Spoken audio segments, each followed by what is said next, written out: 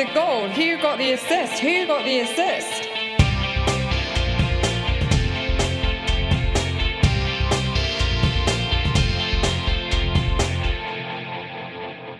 What? How do you say roller coaster wrong? I say roller coaster like I roll it. Yeah. Roller coaster is how you say it, but I say roller coaster because Okay, how my mouth goes around it. I don't know why. That sounds really awkward. Let me just get going. Hello. So after that last game week, we stand at the precipice of a bit of FPL time travel. With 3 game weeks to come in the space of 7 days from next Saturday, which takes in game weeks 12 to 14. Yes, decisions will be rushed, disasters and victories incurred, but I suspect which premiums to pick will remain a huge question. Anyway, into this week, and it's been an interesting one to say the least. Yeah, we're recording a day late because of exams these guys have done. Nick, flying high, you all right? How you doing? Yeah, I'm all right, thank you. Yeah, the North London derby certainly was an enjoyable watch this weekend.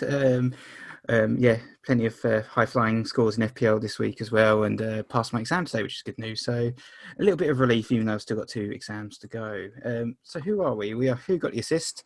You can join our mini league if you like. The code is cpsulf. Make sure to give us a follow on Twitter or like and subscribe to the pod as well. So we're also joined by Anthony. How are you doing? I know you've been busy examining too. Yeah, it's been a very academic set of podcast hosts this week between the two of us, Nick. I finished an exam today. I have another few over the next few weeks. So to be honest, I'm not out of the woods yet, but we'll keep going anyway. Agenda for today's pod, though. So many of the popular transfers for game week 11 actually proved quite unsuccessful. And that highlights that sometimes the most powerful weapon in an FPL manager's arsenal is just doing diddly squat. We're going to be discussing the power of just doing nothing, which kind of seems to split into 2 categories. The subject of last week's pod, premium players, is one of those. And ahead of game week 10, many thought they were going to sell Bruno to get De Bruyne. Then there was talk of selling Son to get Salah ahead of game week 11. Plenty of discussions on people trying to basically not do nothing when it comes to their premium players. And then there's the power to do nothing vis-a-vis the rest of your side, tinkering with goalkeepers, Sam Johnston, and the rest of your players as well. Recycling a phrase, I guess, that I use pretty often on the pod, rearranging the deck chairs on the Titanic. We also have correspondence this week after the break, and we'll have the Q&A, of course. However, first of all, we're going to start with the game week reviews and the market forces. I'll start this week in terms of the game reviews. Again, feeding nicely into our topic, as Anthony just mentioned. I got 60 -4 this week. It probably should have been a 66. I probably shouldn't have done the transfers, which I did, which were to remove Mr. Watkins for Mr. Shea Adams, which that was okay. You know, Watkins wasn't playing, Shea was, so that was cool. The thing is that Shea transfer enabled me to do Cancelo to Walker, because I thought, you know what, hey, Kyle Walker, he's only missed 22 minutes of the entire Premier League season under Guardiola. He's bound to be the most secure one in that City backline. Cancelo has played midweek, so he's probably not going to play, is he? Pep had other ideas, and he decided to drop Walker entirely from his squad and play Cancelo again. So I lost 6 points that way, which is a very nice swing. I took a hit as well, so that was a -10 swing basically, with Shea Adams on Monday only getting a 2. I only fielded 9 men this week, didn't have a goalkeeper because of the blank, obviously. I kept Grealish, kept Lewis, and kept Martinez.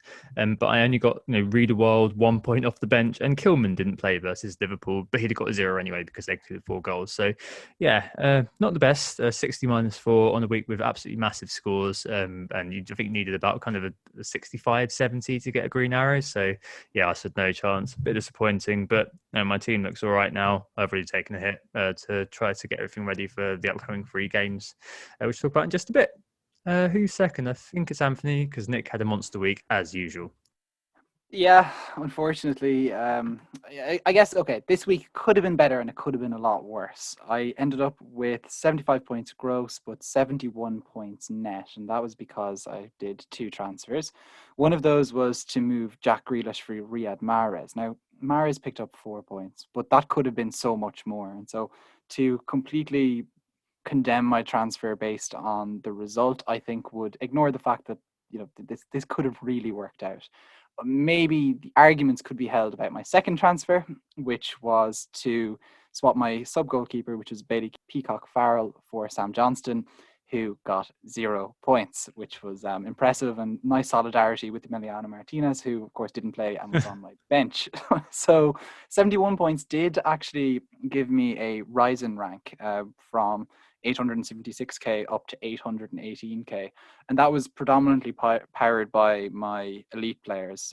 Harry Kane 12 points, Mo Salah 14 points, and Kevin De Bruyne doubled nicely to 28 points. I did actually have Cancelo. I kept him. I just, for whatever reason, stayed patient there and got my 6 points from him. Calvert-Lewin as well returning. The rest were blanks, and unfortunately I had Souček on my bench. I actually managed to lock away players in a player on the bench and points on the bench in a week where many teams couldn't even field a full team. Brewster, I guess, was the real blocker there, him coming on as a late sub for Sheffield United. You were so sad about I that. was incredibly sad about it. I think I put into the Slack chat, this is the saddest I've been all weekend. And it really, really was, because I thought he wouldn't come on in the end. And I thought he'd done well the week before when he came on as a sub, so I put him on as a starter, expecting him to start. When that didn't happen, I was like, oh, well, maybe I'll get those Souček points. Maybe I'll get them. No, dear reader.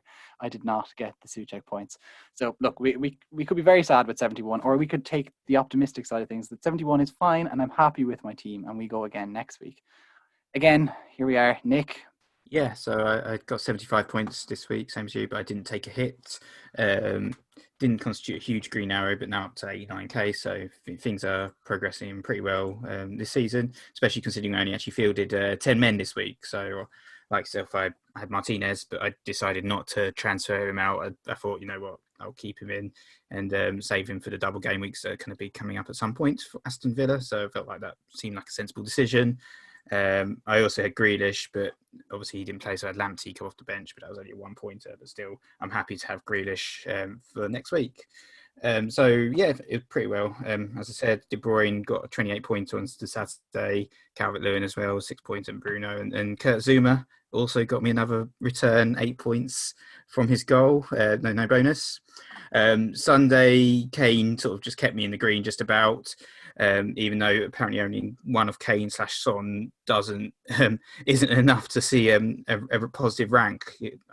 My rank slid based on the Son return, even though I had Kane, which just shows how much ownership that guy has currently.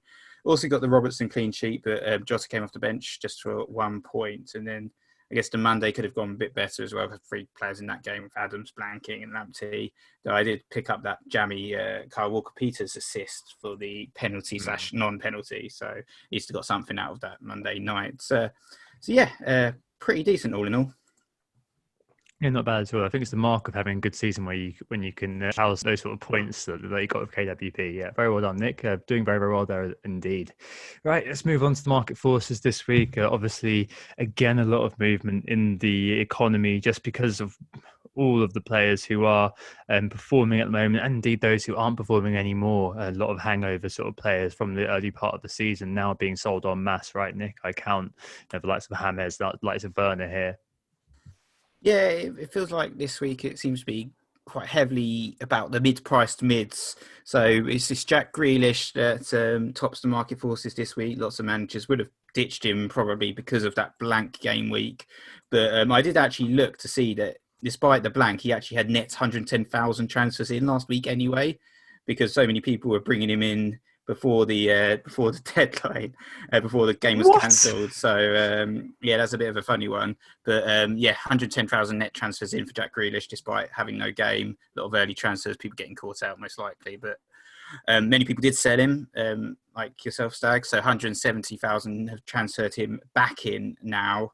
Lots of people getting on Grealish for those fantastic Aston Villa fixtures of sort of Wolves, Burnley, West Brom, Crystal Palace as the next 4. So yeah, no surprises there. Perhaps that he's a popular transfer in considering his form this season. But he's also joined by Mo Salah, second most transferred in player. Very well against Wolves, and has got Fulham up next. 164,000 transfers in for him. That's not a surprise at all that he's popular. But otherwise, in terms of the transfers in for the mid-price mids, we've also got Zaha, and another guy who was out for a few weeks of COVID. Unfortunately, he didn't do what he did against West Brom. He didn't do against Burnley when I owned him. That was when he was off sick. But very impressive return this week of 2 goals, 1 assist. Puts him on 7 goals and 3 assists actually now for the season. He's got more points than Jack Grealish, surprisingly. So he's obviously having a great season as well. So catching a lot of managers' eyes. And the other mid-price mids I've just mentioned is James Ward-Prowse is the 5th most transferred in player. Another assist from yet another set piece for him, with Vestergaard taking a leaf out of Kurt Zuma's book and scoring his 3rd goal of the season.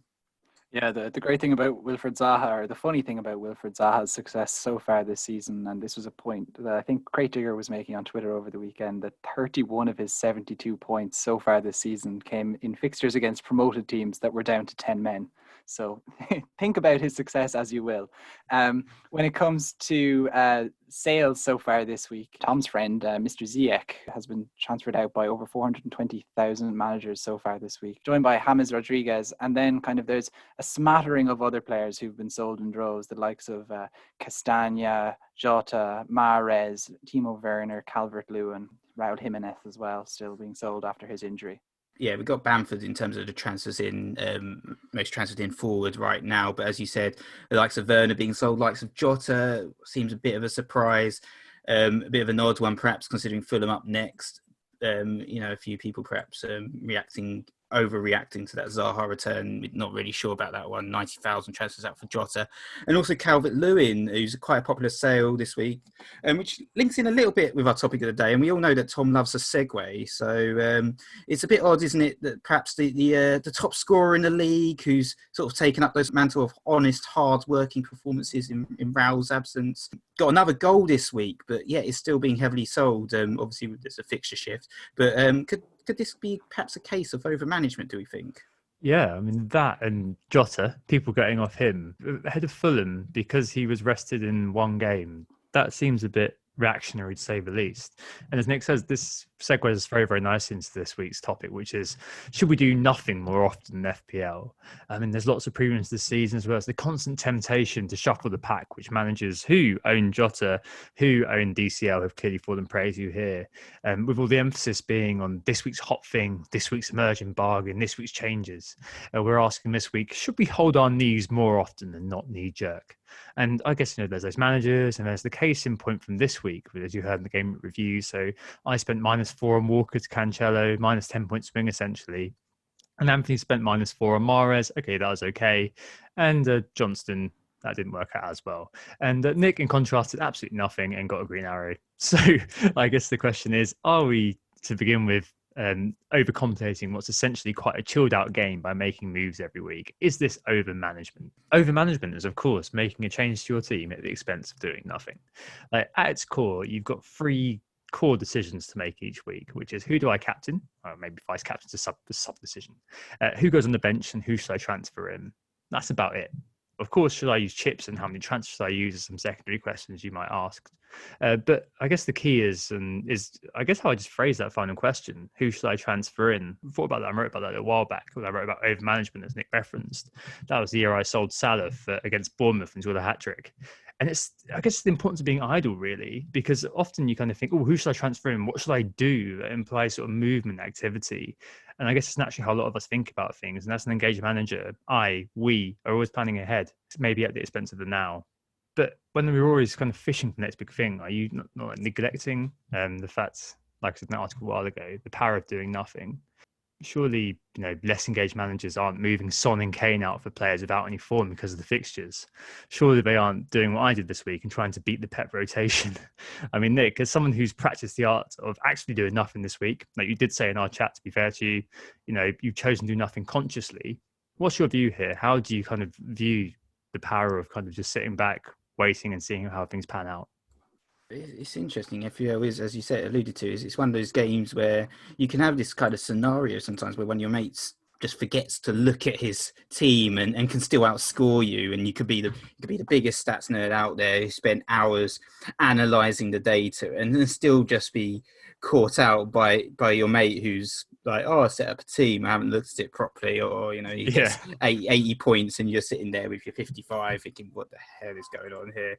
But obviously there's always a little bit of reversion to the mean with this kind of play, but I think it's one of those things as sort of invested managers that we can find ourselves often. Sometimes we can kind of just scan the data for so long that we feel compelled to kind of make a decision that doesn't necessarily really need to be made. And as you alluded to, you have these scenarios where we might take hits and overmanage. And often, personally, I mean, I've found that once you've kind of discovered a winning formula, once you're seeing lots of green arrows, you're seeing success, it's not really that urge to tinker too much with the winning formula and just keep playing as you are. I mean, we've seen many of the top managers in terms of overall rank.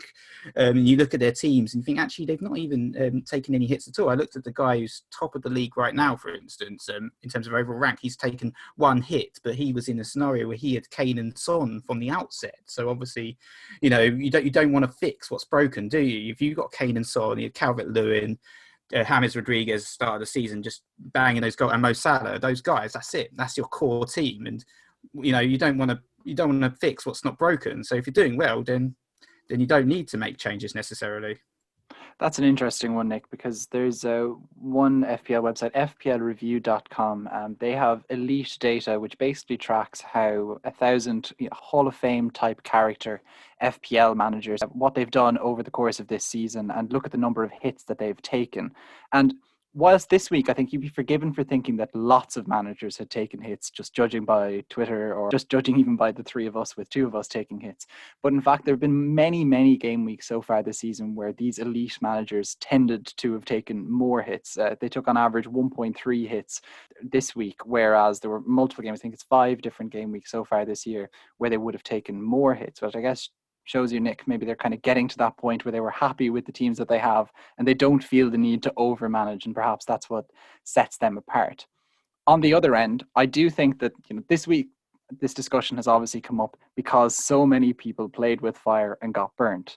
But it's so unusual, for example, with the premiums that the guy that you sell ends up performing as well as the guy that you bought. So the likes of Bruno Fernandes still got an assist, got a good few bonus points, and still did quite well. A lot of the other guys, your De Bruyne, Sterling, Salah, Son, Kane, all the sorts of players that people would have been buying or selling ended up with a goal and assist. So in the end, maybe this isn't a representative week, and maybe overmanagement can succeed. And obviously it can succeed mathematically, but I think even as a tactic, I think it can succeed as well. But perhaps that reflects an inner desire that I have, to believe that I control my team's destiny and that it isn't really to do with the 22 men that take to fields in 10 different games across England every weekend. Yeah, mate, it's about maximising sense of control, isn't it? As you say, like the moment deadlines goes, that's it. You're done. You can sit back and see what happens to you. And you're probably right that exercising that extent of control through making transfers, messing with your team is probably the only kind of sense of control you actually truly have over what is essentially a game where you're just hoping for the best and gambling that your judgments are going to come through to you. I think you kind of got into the first bit there, which is managing the premiums, because this does nicely split into two, doesn't it, with how we manage those sort of premium players and how we kind of shuffle those deck chairs on Titanic as stags as often. So with the premium guys, I guess the received wisdom with them has always been pick and stick with your premiums. Just stay with them. The variance will go your way. You've got to show them faith. And you've seen multiple times when the people do sell, and some people do keep a player like a Kane or something like that. If he's gone quiet for a couple of weeks and then suddenly re-emerges, people are like, oh, I kept the faith, hooray, I'm so good at this, blah, blah, blah. As we come into the season now of Christmas and a real pile-up of games, there's a really good question from our friend Morpheus Fire, Rishi, on this, and he asked, how best to navigate premium rotation risk throughout Christmas? Specifically, do we upside chase or do we hold and hope like we perhaps would have in the past? I guess you kind of say premiums are premiums for a reason, and I guess the reasonable expectation is they're all going to do pretty well over the course of the year. So the question then becomes, what do we do with the ones that we do have versus the ones we may want? How do we kind of juggle that sort of situation? And Anthony, what's your kind of approach to this at the moment? So I think in previous years, especially with Mo Salah, I remember selling him during the festive period a few years ago. I think I have tended to try and pick and mix with my premiums, sometimes with successful results and often with unsuccessful results as well. And so I think this year I'm probably and I think this generally reflects my tactics towards my premium assets generally. I'm trying to get the guys that I feel are most guaranteed to play. So, your Kevin De Bruyne's, I won't be keeping your Riyad Mahrez's. Mo Salah, I think, is as fixture proof as you'll find in the Liverpool team. So I'll keep him and accept that there's probably going to be one day of disappointment along the way. Bruno Fernandes, I think, likewise fits into that category of a player that you probably wouldn't expect to be benched, especially now that United don't have Champions League football to worry about ever for the rest of this season. You would expect that he will stay in that United team and just carry them as they try, I guess, to stay in the top four at least, if not win this title.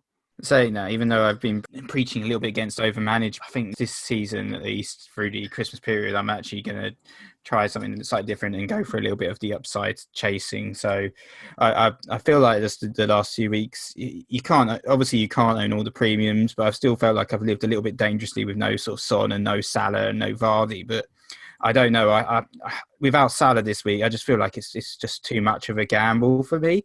And I think it is possible, personally. I think it's possible. Now I've got the 2 free transfers as well, that it's possible to navigate and increase your coverage of the premiums as much as you can over the challenging fixtures and just play a little bit of premium ping pong, as I talked about in the last pod, and navigate the fixtures in that regard. So, for instance, this week, I'm considering a Bruno move to Salah, which sounds, shocking to sell Bruno, a guy who's, been ridiculous form, well, basically since he's joined the Premier League. But, Bruno has Manchester City that week and Salah has Fulham. I'm not going to go without Salah for Fulham. I'm not a masochist, so it just makes sense that I do that move. And then I can look and swap them back the following week when Salah has Spurs and Bruno has Sheffield United. Why not? Why not? Well, if I can do it, what's the harm in trying to play the fixtures and try and own them all, because I can still keep Kane in that scenario for Crystal Palace, and that helps me mitigate against any Son damage. So I think certainly this kind of strategy can be flexible, and it also allows me to keep my mid-price mids, not have to worry about selling Grealish or Calvert-Lewin or any of those sort of supporting cast members. So I think it's certainly plausible to kind of go and play with them all and just manage very carefully your transfers over the next few game weeks. And you can do it as well without taking any hits, as long as no one gets too badly injured. I'll level with you. I've done my moves this week because of I'm basically planning this all around captaincy. I've gone for the DFS because I don't want to hide behind the sofa anymore. So I've got De Bruyne, I've got Fernandes, and I've got Salah. And basically the idea is that game week 12, captain Salah against Fulham. Game week 13, I've got a choice in De Bruyne and Bruno, West Brom and Sheffield United respectively. 14, I could do either of KDB and Salah. 15, either of KDB and Salah. 16, maybe I'll bring Son in then. But the reality is that I the more I thought about this, I have always kind of been a bit more of a pick and stick sort of guy. But as a friend of ours, Naldo said as well, what you need to look at is how much these players have actually moved in price in terms of the premiums. And that is actually really, really interesting to see. So Son, for example, has moved the most of the players above 9 million. I mean, Son is an arbitrary cut-off point because I think Son generally is just ridiculously ridiculously underpriced for what he offers this year. But he's actually only moved 0.5 million. Kane, Bruno, they've moved 0.4 upwards. Salah, KDB, 0.3 upwards. That's all actually quite low at the moment. People don't have like a huge level of investment in these players. The deck chairs, on the other hand, is absolutely crazy. Dominic Calvert-Lewin, he's moved up 1 million. Grealish and Chilwell, 0.7. Zuma, Bamford, 0.6. Jota, 0.5. And even James Justin has risen more in value than Mo Salah, 0.4. So if anything, the supporting cast at the moment, maybe in the context of this season, I'm not sure if it has been that way for previous seasons, but definitely the case this season, maybe the liquidity, the movement, the sales of these premium players has meant that you've got a situation where people are more likely to be holding on to supporting cast than they are likely to be holding on to the premiums. And the fact is, because there aren't these sort of high vested levels of investment in these players, you may see people like Nick doing that sort of thing a lot more. So maybe there is going to be some mileage in moving these players around. As it stands, I think I'm happy with that the DFS De Bruyne, Fernandes, and Salah approach. But I'm definitely going to start getting FOMO at some point, especially game week 16 when Spurs have Fulham at home, and then game week 17 when they've got Leeds at home. But by that point, it's 5 weeks down the line, so maybe it's kind of a natural flow of moving premiums around anyway. But I can definitely see where Nick's going that way, especially if if you've got that sort of leeway in your budget to do so. That certainly makes sense. I mean, Anthony, do you see any kind of any value in that?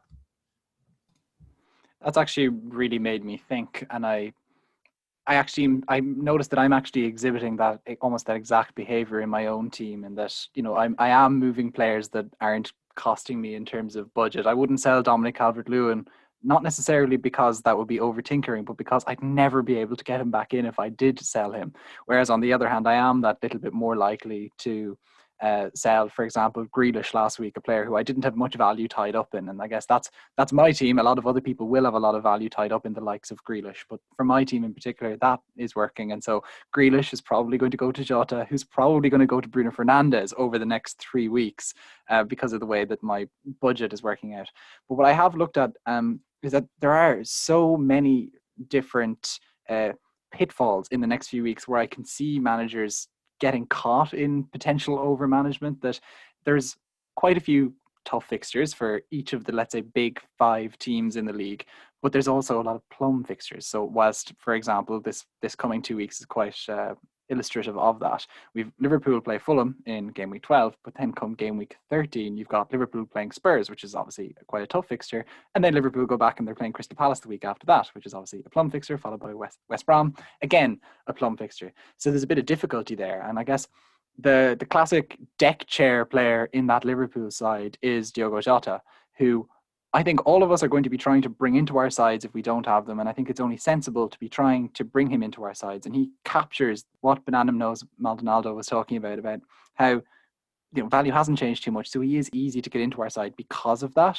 It just seems like it's to do with just ease of flexibility almost in that regard. And you've got more options doing it that way. And that definitely makes sense to me. I guess to move it on slightly to the deck chairs then, is it ever worth it outside of moving players due to injury or moving players due to a loss of place in the squad? Like, should we be chasing differentials?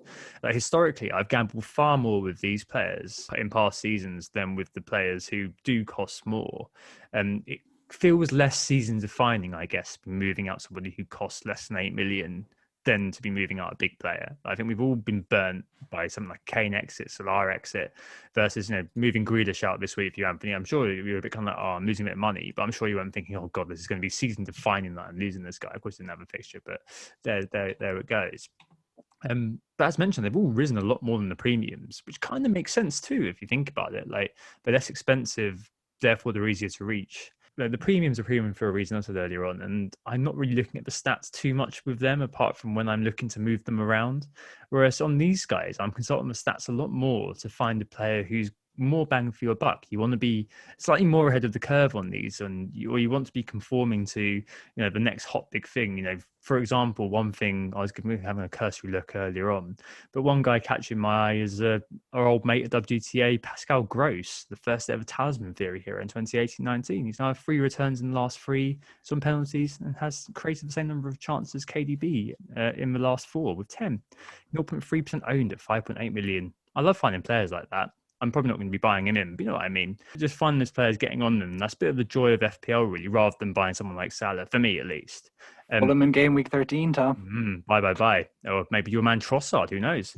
But where I often buy the niche, I often as well miss out on the well-owned because I'm quite contrarian. So things like Danny Ings last year, Calvert-Lewin last year, and this year, and Bamford's only just come in for me. So it's always been an area where I've been a bit sketchy, to say the least, in terms of my approach to them. Nick, with the deck chairs, with the small guys, are you a pick and sticker, or are you the sort of guy who does move around a bit more with them?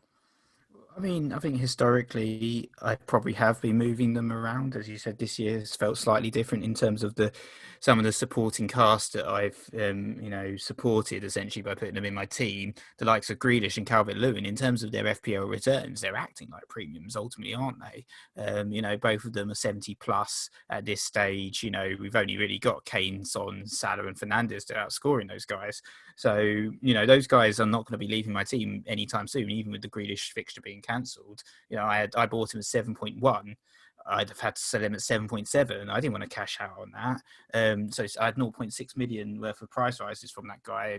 Calvert-Lewin, I've had 0.5 million worth of price rises. And even Jota, who's only been in my team a little while, I've already had 0.3 from him. So I wanted to keep all of those guys. I didn't see any urgency to sell any of them. I think the only one perhaps where I've got a little bit of a slot, perhaps if I could upgrade Adams to Bamford, I would. And that's an option if I wanted to go down a different route, but that would mean missing out on Salah. And I think, picking the right premiums is very important because, as I said, you can't really fit them all in. You can fit 3 in. If you try and fit a 4th in, that means you end up having to play a sort of a Basuma or a Brewster type character every week in, week out. And it just creates such an unbalanced team that I don't think it's really, really possible. So in that regard, I'd rather play with 3 premiums, try and flex in a bit of in and out and try and call them on the fixtures and keep my Grealishes, keep my Calvert-Lewin, my supporting cast that have given me dividends this week. That's why I've done so well, is just these guys performing week in, week out.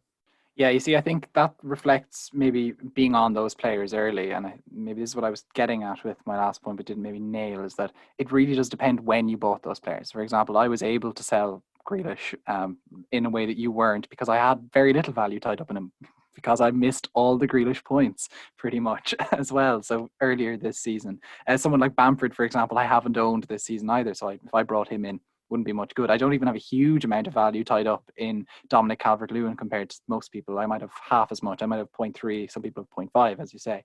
So maybe it's easier for me to say that, I'll swap around rearrange the deck chairs on this Titanic, because maybe my team was already sinking and maybe rearranging the deck chairs is the only option that I have to try and get back afloat and to get progressing again up the ranks. And maybe that may mean playing the likes of Brewster to try and get the extra premium in, to chase the bigger points, to have the better captaincy options every single week, and to ultimately try and catch up. And I think it has been working quite well for me so far. Perhaps, I think Souček getting benched this week is the ultimate example of where it has probably caught me out. But at the same time, I'm quite content with how things are going. Just quietly, things are working their way nicely. And I think as well, I'll be in a good position in terms of just selling off one of my premiums to get a few deck chairs when I need them. So the likes, I got in Chilwell, for example, but I might want another premium defender soon. We haven't really seen them come to the fore too much this season compared to other seasons, whereas Robbo, I think, is going to start to come into the fore, Trent Alexander-Arnold as well. Maybe that Liverpool defensive ship is steadying without Virgil van Dijk now, 2 clean sheets and 3, Kevin Kelleher in goal as well, which is obviously fantastic.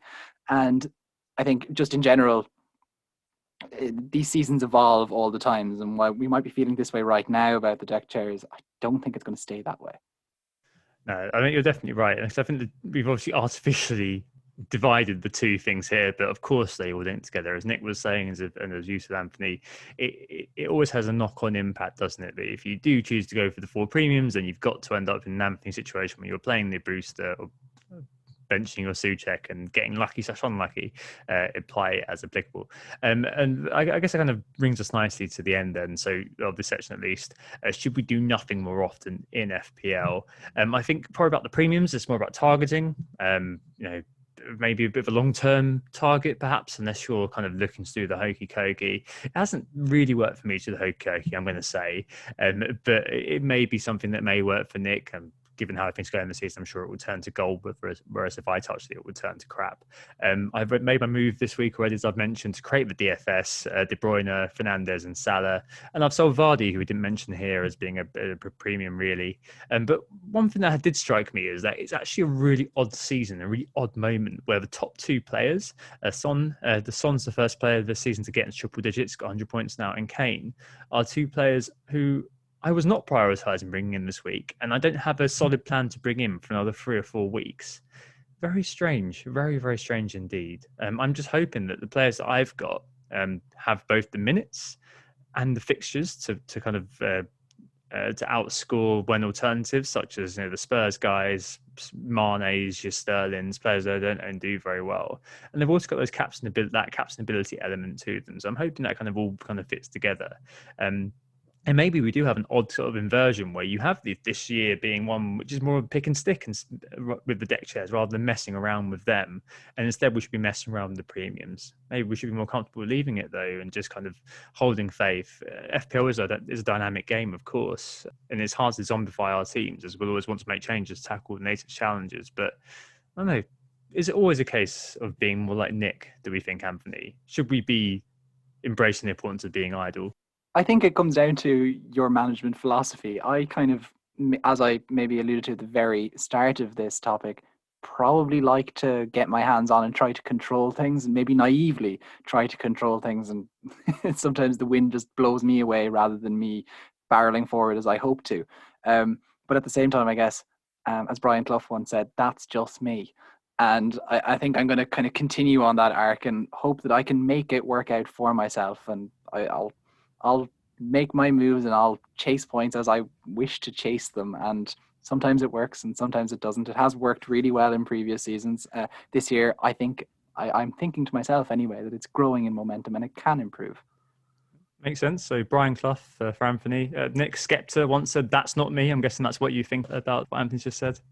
Perhaps. I mean, yeah, well, this week felt like a good week to not overmanage my team, but, technically I'm going to be making some managerial changes this week, so I don't necessarily think... Targeted over-management. Yeah, so I don't necessarily think you can be put in one class or the other. I think it's a dynamic game at the end of the day.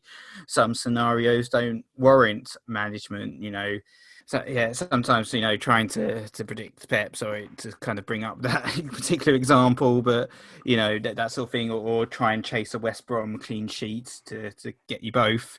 Fabled clean sheets. They do come.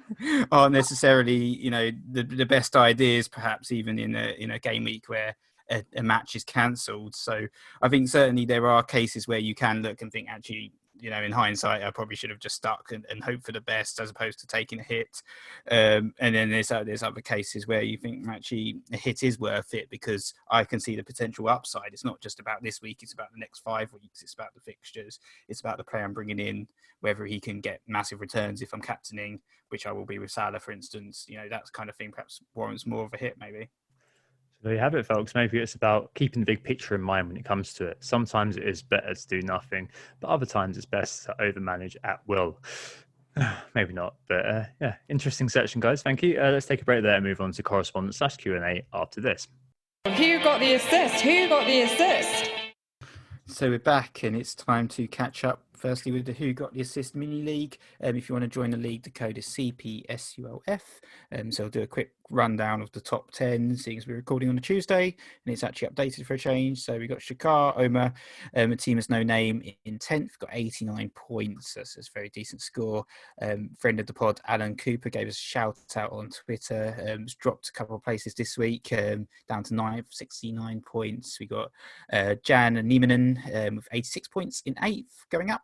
One of the Zaki teams, Zaki Team 2 in 7th with 61 points, and Zaki Team 1, Zaki Shane, 68 points in 6th. So moving on to the top 5, we've got Wallace Clark with the Ace team, 82 points, very decent score there. We've got Tony Donahue, another riser in the Who Got Assist mini league, another new name. He got 77 points. Dropping down to 3rd though, David Izzet with Hest Wham Untied, 66 points. And then we've got 2 guys, brilliant scores here. We've got Graham Sessoms, 94 points, and but Borisav Joksimovic, he's still number 1 with a 95 pointer. This guy's just having an epic season. He's overranked 73rd now, with the likes of Kane and with the likes of Son and Zaha, 18 points there. De Bruyne captain, Calvert-Lewin, got Robertson and Fernandes, Bamford, Werner, the main men there. So doing well. So very well done there, Boris. Yep, very well done indeed. Right, let's move on to everybody's favourite part of the podcast. It's the correspondence section, and this week it's a bit of an intellectually challenging one, isn't it, Anthony? Yeah, it certainly is. So the correspondence section is, of course, your chance to have your opinions aired, to give an addendum on, to add an addendum to a previous pod, or just to give your thoughts on absolutely anything. Send in your poetry, or as Martin H has done, who you'll find on Twitter at FPL Antiques. That's all one word, and that's antiques plural. And Martin has sent us in a spreadsheet and explained his workings rather than posing any question to us. So what this spreadsheet does is which he's updating all the time, it looks at non-pen XG and non-pen XGC data and uses previous XG averages against other teams and how that compares with their XGC to basically to use expected data to measure performance relative to the opponents that a side has actually faced. So with this, and just kind of, there's so much data there that it's very hard to kind of break it down for an audio format. But I think the most interesting thing for discussion purposes are who are the good teams in an attacking sense and who are the good and bad teams in a defensive sense. So who do you think, guys, is the best team in an attacking sense, according to this XG over under data that Martin has provided? Liverpool? Correct, Tom. Yeah. Yes, indeed. And second, this is probably the more challenging one. So yeah, I was going to say it's not City because we know how poorly rather that they've been doing this season. We know it's not Correct. Spurs because they've been underperforming. It's probably someone like Leeds, isn't it? Nick is very good at this. Yeah, Leeds are actually second. Spurs, you're correct, Nick, as well, they're fifth. So you've got Liverpool, Leeds, Villa, Everton, West Ham, Spurs in that order, giving you the top six in terms of an attacking sense. And then who do you think, in terms of this XG over under framework that Martin has, is the best defense? So what this is basically saying is which team's XGC was relatively good in when you consider the teams that they faced and the XG they usually tend to get. So I know that Brighton have been overperforming on their XGC, but they've got a crappy goalkeeper, so they keep conceding, even though that they've The Everton got a very problem. low one. Yeah. Yeah, so I know Brighton are up there at least. Number one, it could even be, I don't know, I was going to say this could be Villa maybe or someone like that, or Southampton.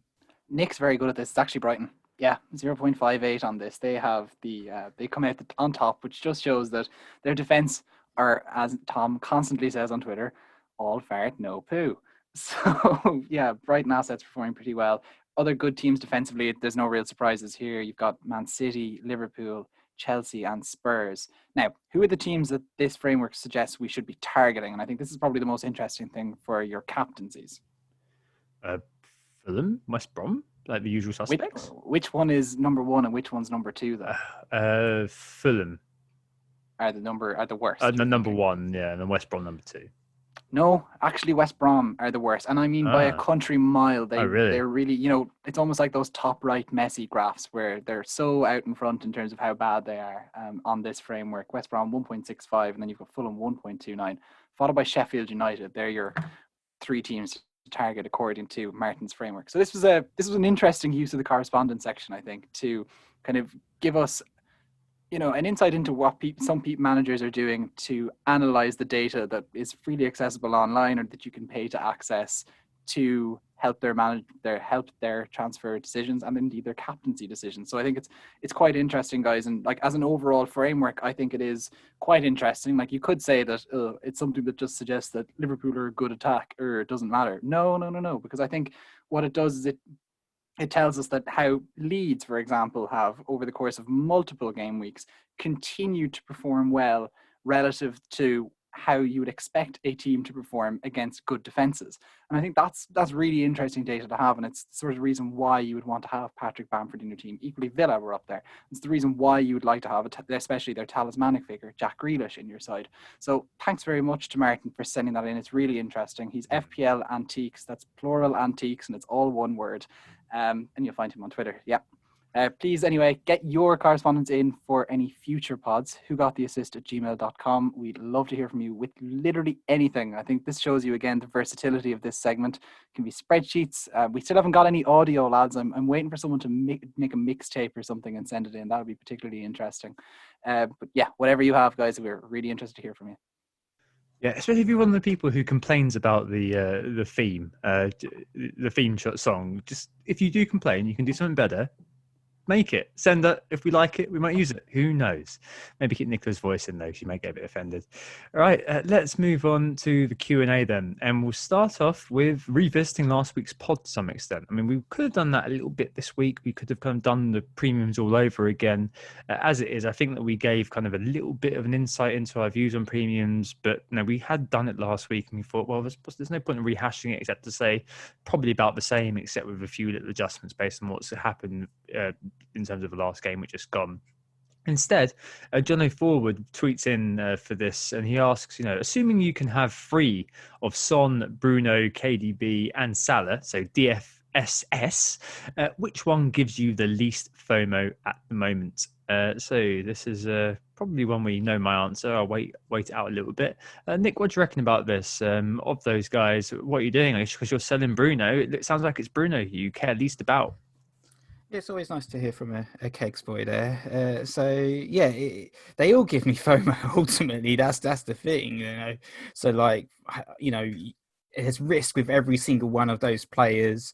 Both De Bruyne and Bruno, we know that they pull the strings from their respective clubs. Salah, obviously, I'm scared to death about not owning him for Fulham, so he's certainly coming in. So it's not Son and it's not Salah. I think Son, his ownership is huge and it's very damaging every time he returns, but he is vastly outperforming his XG, which obviously shows that ultimately he's an excellent class finisher and can score some absolute world-class goals like he did against Arsenal. So I don't really have fear of missing out on Son because I've got Kane, so that kind of nullifies that threat to me. I am planning on selling Bruno, as you said, so I guess that kind of makes him the answer, but we've now had 25 game weeks of this guy in the Premier League since he joined in January last year, and he has had 197 points in that period, so that's just under 8 points per game. So there's a massive risk of missing out on any returns from not owning Bruno, so that is very, very scary for me to sell this guy. However, I'm going to try and I'll say Bruno for this game week alone, but then next game week it's going to be someone different, so that's why I'm trying to play them all as much as I can. Yeah, I think you've captured the real underlying point to this, which is that it probably depends on fixtures and who happens to be on form. And I guess looking forward at who I have FOMO about, considering actually that I've managed to go this far into the season without owning Son or Bruno, which, draw your own conclusions based on that. But like Liverpool's fixtures over the next 5, for example, are so good that I would have serious FOMO if I didn't have Salah, but he's staying in my side. City's fixtures are also quite good, and that's the reason why I brought De Bruyne into my side quite early. Spurs is on the other side, are taking a bit of a downward turn, and so not going without Son, as I have done so far this season, I think is something that's going to continue. Bruno, I think, is someone I need to bring in, and I think it's, as you kind of got at there, Nick, he is so fixture proof. So with that in mind, I think I'm going to get him into my side as soon as possible. As I mooted it earlier, that I have a transfer strategy in place that'll basically get him into my side when United's fixtures are just that little bit better, i.e. after the Manchester Derby and in game week 13. It sounds good. Well, now you've gone out of Champions League, I guess Bruno is going to play in the Premier League, as you said, and hope to push United up to at least 5th place, so you're in the Europa League again next year. So that's what you're good for. But yeah, no, I completely agree. I think probably Bruno, KDB and Salah are the ones I'm looking for because I don't need to hype Hanso for them. But I am a bit worried about not owning Son every week. As I saw this week, I was doing okay, flying high on Saturday, shot down on Sunday, and I don't believe any of the guff about his XG either. I mean, to the eyes, one of the best finishes in the league. I think it's got 7 XG for open play, 7 goals from open play, and 6.2 XG from goals and shots on target, according to Fantasy Football Scout. So it's not actually that bad. It's not like a massive performance. But yeah, as I said earlier, it's just a bit odd with Son. I'm not considering the high scorer. However, I'm looking to captain the DFS over the next 3, and Son will like bench him before long. So, meh. the beauty of him being a small price, I mentioned earlier on as well, is that he's very easy to get to. So in contrast to a player like KDB or Salah, who I'd be needing to tear up my team to get to, Son is just about doable. So I've looked at it. I can remove, one of the mid defenders. I can remove DCL and upgrade my kind of fifth midfielder to Son. If I did have my wild card again, I'd probably go 3-5-2 and have Bruno, KDB, Salah, Son, and Grealish as being a midfield five, because that just looks ridiculously good. And maybe that'll be something I'll be looking at in the future. But yeah, I mean, it's kind of not as good as it could be at the moment with the premium picks, because you're always going to miss out somebody, as we said a few times. But I mean, it really is the case of just deciding what your strategy is with them, as we've said earlier on. Yeah, obviously there's another player as well that we haven't really talked about at all on the pod, is there? And that's Raheem Sterling. He's been a little bit in and out of the Manchester City side, so hasn't really kind of entered the narrative too much. But 13 points this game week with a goal and assist against Fulham, and obviously with some of the Manchester City fixtures that are coming up, I think he's certainly one to keep an eye on, one we didn't mention earlier, but 11.4 million. I guess the rotation risk, the fact he's only owned by 4%, I'm not really getting that FOMO from him right now. So no concerns really about him and what he can do. And I'm certainly happy with De Bruyne in terms of my City coverage right now.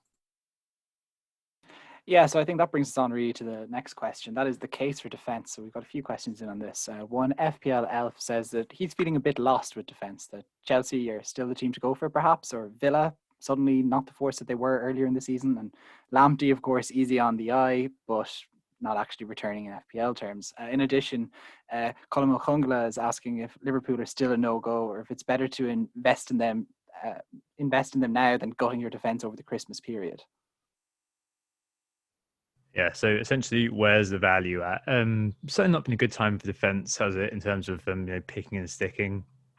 Some people like our friend, the FPL Flatjack from Surgery, triples Chelsea defence every week. Is he ahead of the curve? Well, he's been doing okay with that. In another world this week, I went with the City because I felt that they had a decently low SGC. In another world this week, I'd have had a double City clean sheet. Looking at the data as well, City and Chelsea have got the lowest SGC over the last four, which is a shock. One good note on Chelsea, actually, from looking at the data, the last time they conceded a headed chance was game week 6, which is absolutely crazy. It just shows the Zuma Tilva aerial dominance. Yeah, the last time they conceded a headed chance was and game week. that's a team that were weak at set pieces last year and were targeted on. That's an amazing turnaround. It is. It really is.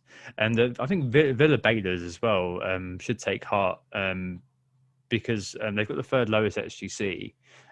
So they're just below Man City and Chelsea. They've just conceded a few high quality chances. There's a bit of an oddity, in fact. So over the last 4, they've conceded 7 shots on target, which is the lowest in the league. But 6 of them have been big chances. So I'm hoping that's an unsustainable rate, because that's a ridiculous percentage of the shots on target being big chances. I think really with this, I'm reminded of the old adage to treat your defense as a unit and use transfers there sparingly. Like I tried to do that for a while until I judged at least my current team came to its kind of the end of its natural cycle. I probably would still be saying that. I mean, I did make a pretty bad looking move in hindsight, but could have gone another way move last week with changing Cancelo for Walker. But overall, I do kind of like to see my defense as being set and forget, and I do often not particularly like making moves there. I would say, in answer to Colin's question, is that I think Robertson is actually just one of those players who does have that sort of stickability about him. It's just whether you may want to move that 1 million or not. I don't know. I think that he over the course of Christmas will prove great value for money for the extra cash that you're investing. So I completely make sense to do so. It's just where you're going to be making the sacrifices to make that work, I suppose.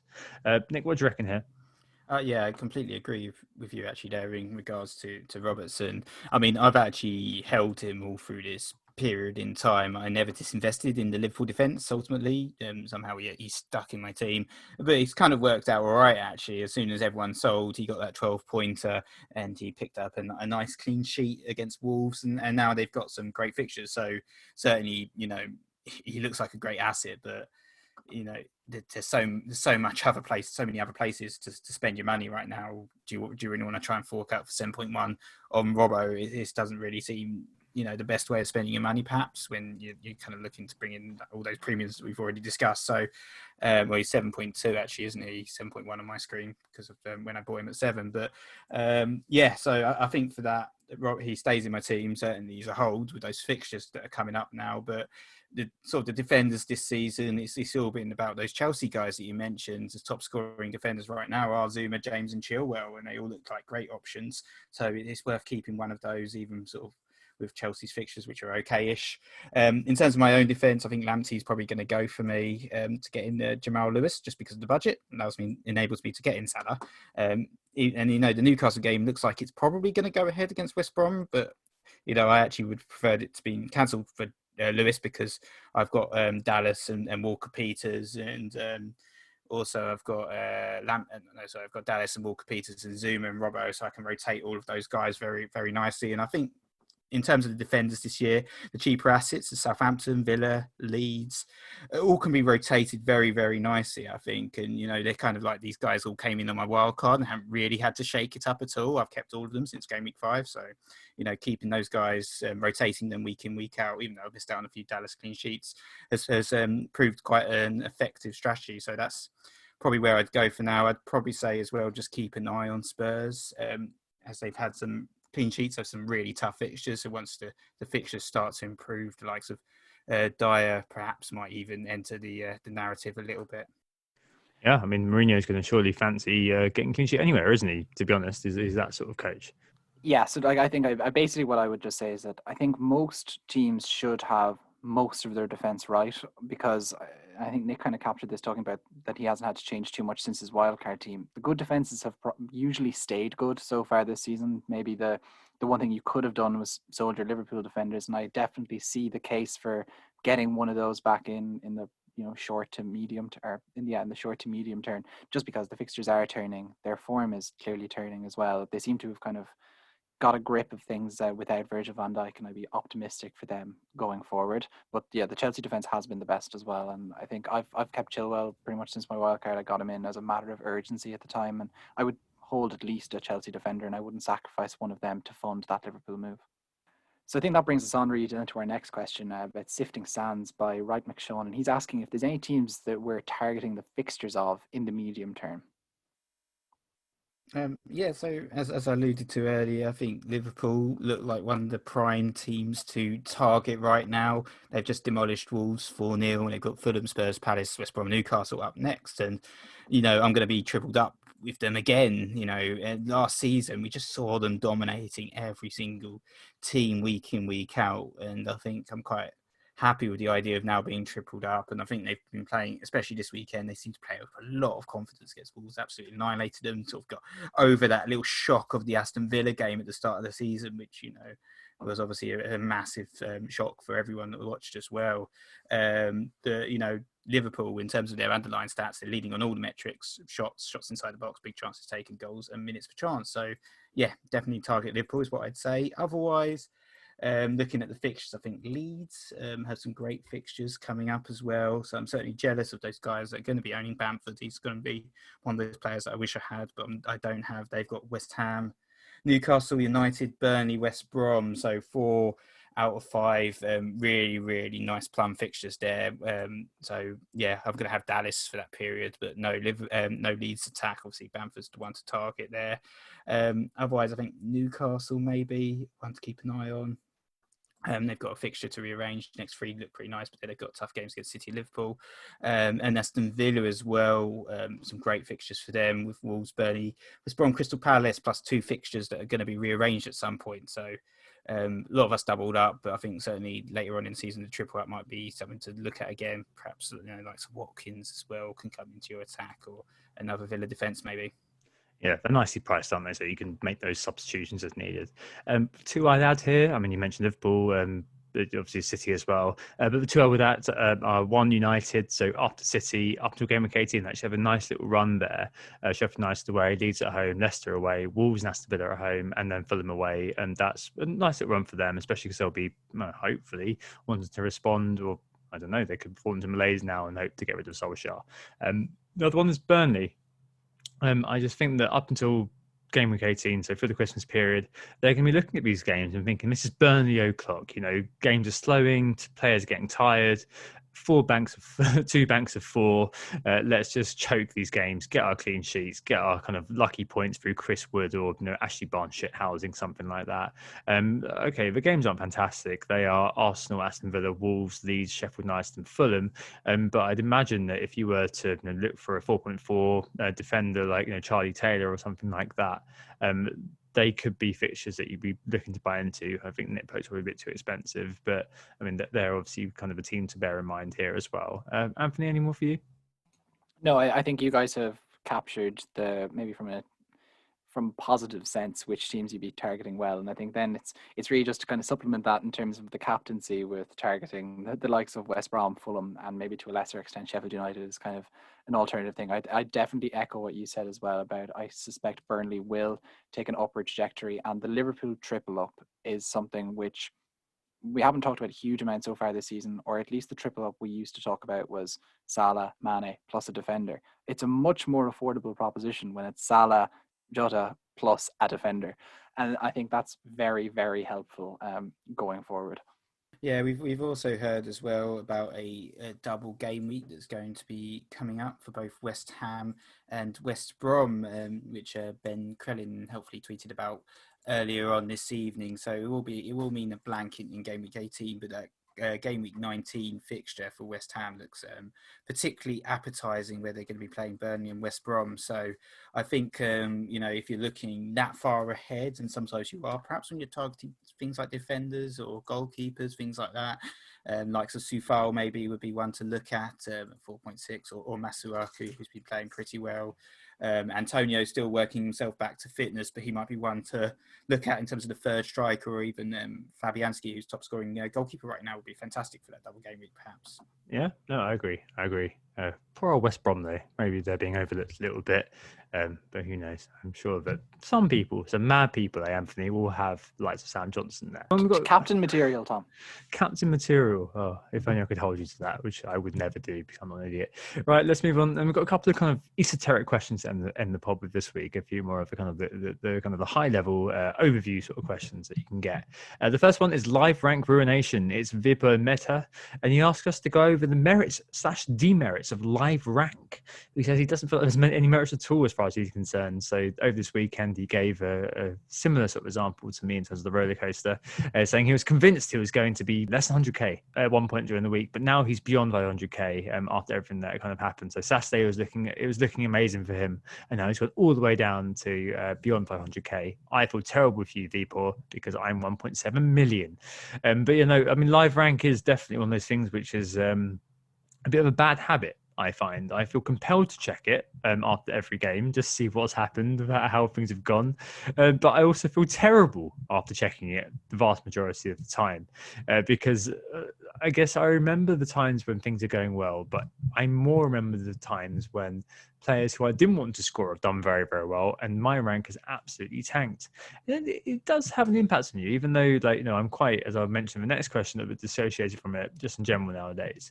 But it does have a kind of a tangible impact on your mood, where you're like, I'm now down to X million or whatever in my case, or I've just dropped 200k places in Nick's case. Actually, no, in Nick's case, I've just dropped 5 places. Oh no. But I think I'm in future going to try to make a conscious decision not to check it, because over this sort of drip feed of games throughout the weekend, it's actually really tough to kind of think one thing about how your week's going, and then come the end of the week have a different reflection altogether about how your week's gone. It's just not natural compared to how it would have been normally, when you'd have all of your Saturday games, a few games on Sunday, and that's it. The week's gone. Whereas now it's kind of like one game. It's actually phenomenally difficult if you are an engaged manager, especially added to what we said earlier on about the fact that once the deadline's gone, that's it. You've got no control. All you've got is a very, very slow drip feed of Japanese water torture, essentially, if things aren't going very well for you. So yeah, maybe I won't be looking at live rank unless I'm doing well. Nick, you are doing well. Do you enjoy looking at live rank? I'm guessing the question is yes. Personally, I still think it's a useful tool. I wouldn't say it's got no merits. I find it quite interesting just studying and observing the ownership stats and things like that it pulls out for you. It's really interesting, like to learn, for instance, that the likes of James Justin this week would have actually been more detrimental to my rank had he hauled compared to Jamie Vardy, just because of the ownership of James Justin in particular, and just and it helps me as well when I talk about like stuff like mitigating my risk, like looking at someone who would cause me damage like Ben Chilwell. I've got Kurt Zuma, so most of the damage that Ben Chilwell can do is covered to not most, but some of the damage that Ben Chilwell can do is covered to a certain extent. So I find that really helpful when I'm doing my transfer planning and stuff. Of course, it was a particularly weird weekend this weekend, wasn't it? One of those where everyone felt very positive with their returns on the Saturday, and then you saw Kane return, Son return, Salah return, and many managers didn't have these guys anymore, and just all those returns completely diminished. So I wouldn't take too much stock in your rank midweek, unless of course you want to brag about it on social media, which is perfectly fine, and ignore anyone who says otherwise. You're so offensive, Nick. You're an offensive guy. Moving on from that, Anthony, what do you reckon? I think for me, I enjoy having live FPL, and I think it's like Nick that I just enjoy nerding out in the statistical side of it and kind of watching how ownership kind of affects me as the weekend goes on. And I think inevitably not owning Son and not owning Fernandez means that effectively I watch them destroy my rank every single week, whether that's from a positive position or just digging the hole that I've gone into even deeper.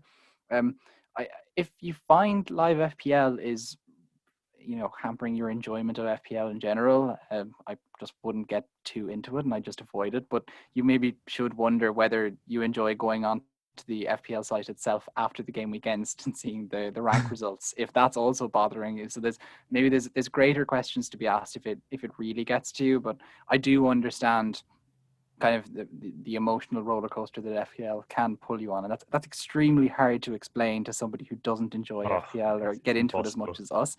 It's impossible. But I understand you folks. I understand. Oh, so trying to explain to my girlfriend. I've got one. I promise. She's not fake. She's real. But I was trying to explain to my girlfriend exactly why I'm a little bit annoyed that Shay Adams, a random Southampton player she's never heard of, blanked on Monday night. It's just. It's impossible. It's very hard to explain why that is slightly irritating. And slightly linked in with this, the final question this week is from Sean. You can find him at FPL Unhinged, where he publishes his own FPL blog via Medium. And he emailed in actually to ask, what's your tip with dealing with misery / pent-up anger following a series of unfortunate events in FPL, besides making rage transfers, which I don't think any of us here actually do, anymore at least. But he emailed us last week where he had James Rodriguez and Ollie Watkins, and neither of them did anything, despite the fact they probably could have gotten 4 returns, if not more, due to offsides, various sort of bits and pieces going on. So how do we deal with bad luck in FPL, guys? How do we stomach it? Nick, you don't have any bad luck, so do you even have a strategy? I don't know. What do you do? I mean, we've talked about this a few times on other pods, haven't we? This it was like 2 weeks ago, wasn't it? And it's like, it comes up every so often. I think I always try and encourage people to say that when things go bad in FPL, just try not to take it too seriously. I know it's easier said than done. It's a game after all, and we say as well to just focus on other things going well in life. And often I also find with FPL, bad week can be quickly forgotten, especially around this time of year when there's just so much fixture congestion. Like the next week's going to be around the corner and within a couple of days ultimately. So best not to dwell on the past and instead focus on the future and what you can do to improve your team for the next game that's coming up. Yeah, what I recommend doing is sitting down on a Monday night and cathartically going through the misery as part of an FPL podcast, and then it all flushes out of your system, and then you're feeling positive by the coming weekend about whatever transfers or over management that you engage in, like me bringing in Mahrez last weekend, which of course ended in disappointment, misery, pent-up anger, whatever someone wants to call it. But overall, it's a process, and it's fine, and we'll move on to the next disappointment with Diogo Jota this weekend. The 5 stages of an FPL bad game week. Yeah, I don't know what you mean. Yeah, I've had so many. is the fourth stage getting on the podcast? I don't know. But in general, I've had so many poor outcomes over the last few years. I'm long detached from being too upset about bad luck. Ultimately, as I've said many times, the question is, I ask myself, am I happy with the decision I've made? If I'm happy with the decision I've made, then yeah, whatever. I'll chalk it up as bad luck. If there's a problem in the decision process, so I wasn't too sure about what I was doing, or if there was something patently wrong about what I did, which isn't something that I can attribute to, Pep, or attribute to my player hit the post when through on goal rather than scoring, then maybe I'll look at it, think about it. But often you probably put the players in the right positions, you made the right judgments, it's just not worked out for you. And as per the luck chat last week, and as I've just mentioned, the feeling of being unlucky gets magnified by FPL Twitter, socials, as those scoring points will shout loudest, and those who don't simply won't. Right, okay, let's move on to the end of the pod. Transfers and captains for this week. What are we doing, guys? Nick, 2 free transfers. It is exciting times in the Harris household. What's going to happen for you? So Salah's going to come in probably at the expense of Bruno Fernandes. A bit shocking that. But I'm going to have to find 0.3 million from somewhere to fund it as well. So it's probably going to be Lamptey being the make weight for someone like Lewis to fund it. I'd actually prefer that game to be cancelled, and then I can play Dallas, and then potential double game weeks down the line for Lewis. After you talked about Charlie Taylor, I've got all a little bit excited about him actually. I think maybe I should do him instead if I can bench Taylor and play him for the weeks that he has the better fixture. So I might have to get the spreadsheet out and look at the next 5 to 6 game weeks and which three or four defenders I want to play, because I've got a bit of defensive rotation going on. Very, very exciting that. So yeah, that's my decision. And Salah's going to get the armband as well. Yeah, I had a multi-week process going on where I'm going to sell Mahrez to get Jota and then sell Jota to get Bruno Fernandes. So the plan is, barring some kind of injury or odd news coming out, to continue with that plan and also to captain Mo Salah this coming weekend. Cool, and I've done the very popular looking Vardy and Ziyech out for Bamford and Salah in, and Salah is going to be my captain, of course. So we are going to have a blank from Mo Salah, probably penalty miss, something like that. Perfect. So we were Who Got the Assist. Thank you so much for listening. Don't forget to hit that subscribe button if you haven't already. Yeah, thanks very much for listening, guys. We'll be back recording on Sunday night with a quick Q&A pod, given that we've such a truncated set of fixtures over the next 3 game weeks. Correspondence is going to take a break during that time. I know, guys, please do stick with us. I know it's going to be hard without correspondence, but we've just got so much great correspondence coming into whogottheassist@gmail.com, and your emails could even join those pent-up correspondences if you actually email. So bring those in, guys. We look forward to getting them. Cool. We hope we assist you think about the importance of being idle in FPL. Speak to you next Sunday, or next Monday, I suppose, in your time. Goodbye. Sloan. Oh, it's a goal. Who got the assist? Who got the assist?